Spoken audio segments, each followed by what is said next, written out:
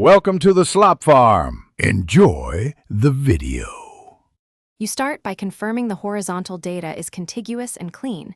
You want no merged cells and headers aligned. Select the exact row cells you intend to turn vertical, then copy them using Ctrl+C. Once done, decide where the vertical output should land, pick a top cell in a blank column or new sheet. Make sure to note if you need headers repeated, because that affects whether you paste single values, formulas, or use paste special. This choice controls how data updates later.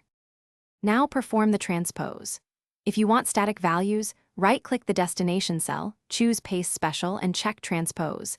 Then click OK. Excel flips rows to columns. Alternatively, choose Home right arrow paste right arrow transpose for the same instant result.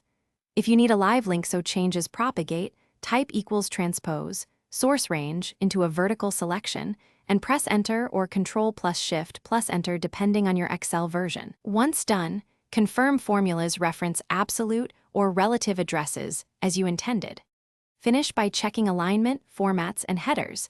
If you want static results, convert formulas to values via copy right arrow paste special right arrow values.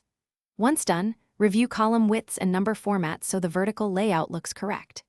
If things go wrong, inspect merged cells, hidden rows, or mismatched selection shapes. These commonly block transpose. For transpose formula errors, make sure the destination size matches the source. Then re-enter the formula. And if values don't update, confirm you didn't accidentally paste as values earlier. Thanks for watching. Consider subscribing if we helped you today.